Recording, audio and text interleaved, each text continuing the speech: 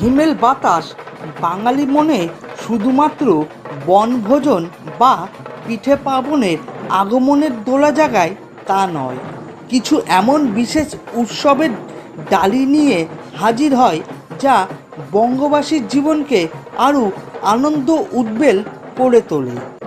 এমনই একটি উৎসব হলো শ্রীধাম নবদ্বীপের রাস উৎসব, যেখানে দুই ভিন্নধর্মী গোষ্ঠীর ধর্মীয় আবেগ মিলেমিশে একাকার হয়ে যায়। সেই আবেগের টানেই প্রতি বছর লক্ষ লক্ষ মানুষের সমাগম হয় মন্দিরময় নবদ্বীপে। কিন্তু করোনা অতিমারির কারণে আর 5টা বছরের থেকে 2020 সালের রাস উৎসব অনেকটাই ভিন্ন হতে চলেছে।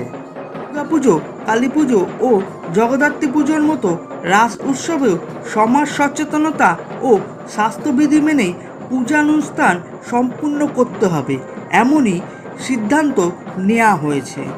নবদ্বীপের কেন্দ্রীয় রাস উৎসব কমিটি এবং প্রশাসনিক কর্তাদের বৈঠকে উঠে এসেছে এমনই আভাস।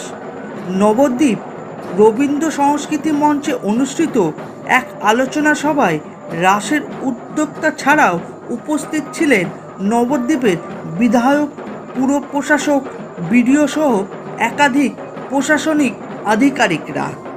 পক্ষের আলোচনা, তর্ক বিতর্ক এবং বাতানুবাদের পর বৈঠক শেষে পুলিশ প্রশাসনের তরফ থেকে বেশ কিছু নিষেধাজ্ঞা জারি করা হয়েছে। এবার আমরা জেনে নিই কী সেই নিয়মাবলীগুলি।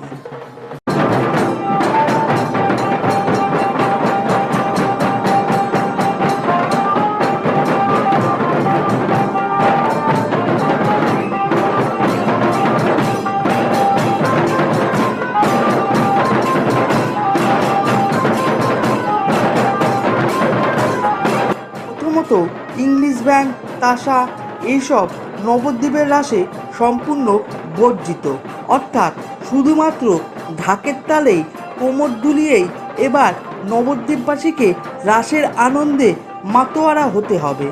তাও প্রতিমা পিছু কোনো বারোয়ারি সর্বোচ্চ 6টি ঢাক রাখতে পারবে, তার বেশি নয়। দ্বিতীয়ত, নবদ্বীপের ঐতিহ্যমণ্ডিত রাসের প্রাণ হলো আড়ং। আড়ংয়ে প্রতিটি বারোয়ারি তাদের বিশালাকার প্রতিমাগুলি বল বেয়ারিং গাড়ির ওপর রেখে 360 ডিগ্রি অ্যাঙ্গেলে ঘোরায়, যাতে সকলে তা দেখতে পারে।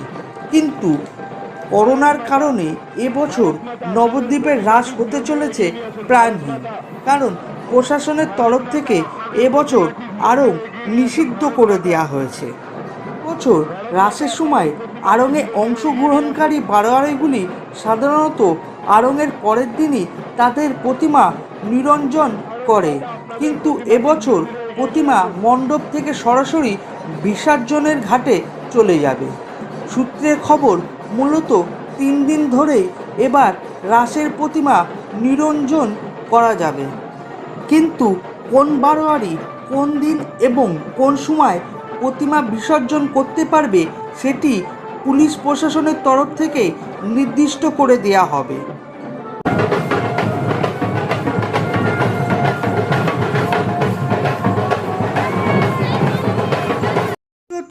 ঐতিহ্যমণ্ডিত নবদ্বীপ রাসে প্রতি বারোয়ারি থেকেই প্রথমে বাজনা সহকারে শোভাযাত্রা করে পোড়ামাতলায় যাওয়া হয়। সেখানে বহু বছরের প্রাচীন মা পোড়ামাকে পুজো দেওয়ার পরই শুরু হয় বারোয়ারিগুলির প্রতিমা পূজা। কিন্তু এবছর এই নবমী পূজাতে একদিকে যেমন বাজনা ও শোভাযাত্রার উপর বিধিনিষেধ আরোপ করা হয়েছে, তেমনি নবমী পুজোয় উপস্থিত থাকার জন্য সর্বোচ্চ 5 জন সদস্যকে অনুমতি দেওয়া হবে।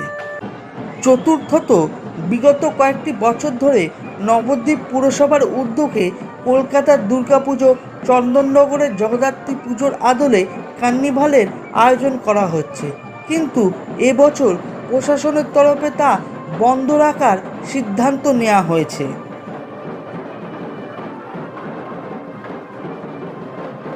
ভিডিওটি ভালো লাগলে অবশ্যই একটি লাইক করবেন, আর চ্যানেলটি সাবস্ক্রাইব না করে থাকলে এখনই সাবস্ক্রাইব করে নিন এরকমই নবদ্বীপ রাস রিলেটেড নতুন নতুন নিউজ সবার আগে জানার জন্য।